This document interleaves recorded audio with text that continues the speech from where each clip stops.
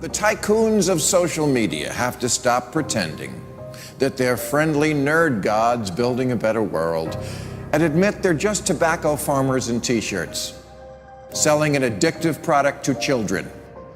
Because let's face it, checking your likes is the new smoking.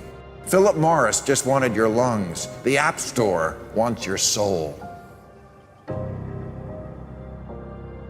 There are 2 billion people, more than 2 billion people on Facebook. That's more than it's about the number of notional followers of Christianity. People check their phones 150 times a day, the millennial sort of audience. And so if you think about it, from the moment you wake up, it's like you're jacked in to this environment. And thoughts start streaming into your head, designed by a few technology companies. What we find is the typical person checks their phone every 15 minutes or less, and half of the time they check their phone, there's no alert, no notification. It's coming from inside their head telling them, gee, I haven't checked in Facebook in a while. I haven't checked on this Twitter feed for a while. I wonder if somebody commented on my Instagram post. That then generates cortisol, and it starts to make you anxious, and eventually your goal is to get rid of that anxiety, so you check in. And apparently we feel stressed when we can't get our phone or when our battery is about to die. You probably know this feeling.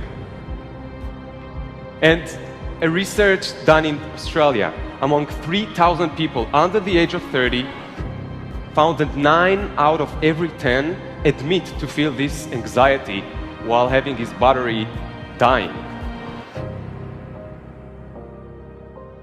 Steve Jobs revolutionized the entire world with the iPhone, and he never let his children use it because he did not want them dependent on technology. Right now, an infant is getting their first laptop that's soft and squishy and makes noise. Right now, a child is being born online and being favorited and retweeted. The hypergenerational segregation of our time is bizarre, unhealthy, and historically unprecedented. You've never seen the like of people sitting at a table in a restaurant not talking to each other because they're texting and using their Facebook and Instagram and Twitter, and they are at the table and don't even know each other. In the house and can't even talk to each other.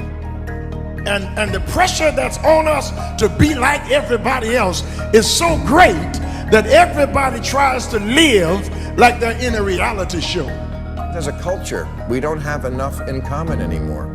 And that's because the internet, which was supposed to unite the world, has become too adept at serving us personalized content. Do you know what I saw on Yahoo's front page this morning? No, you don't, because mine isn't the same as yours. People get news feeds now that just spit back customized stories based on what we've clicked on in the past. We are great consumers, but poor producers. We will buy what we can't afford with money that we don't have to impress people we don't even know, trying to be like everybody else. Get off of Facebook and put your face in a book. Right now, a teenager is photoshopping their selfie because as a society, we're telling them they're not good enough. Right now, influencers encourage narcissism without knowing the breadth and depth of their impact on their audiences. Right now, 40,000 spectators are in an Olympic football arena watching a competitive esports competition because this is this generation's football match. There's always this narrative that technology is neutral and it's up to us to choose how we use it. This is just not true. Technology is not neutral. It's not neutral. They want you to use it in particular ways and for long periods of time because that's how they make their money. You don't realize it, but you are being programmed. It was unintentional, but now you got to decide how much you're willing to give up, how much of your intellectual independence. If you feed the beast, that beast will destroy you. If you push back on it, we have a chance to control it and rein it in. And it is a point in time where people need to hard break from some of these tools and the things that you rely on.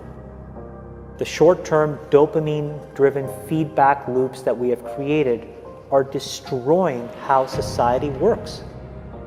No civil discourse, no cooperation, misinformation, mistruth. And it's not an American problem. This is not about Russian ads. This is a global problem. I challenge everyone to try going 1 week without social media. Don't let your phone and social media control you.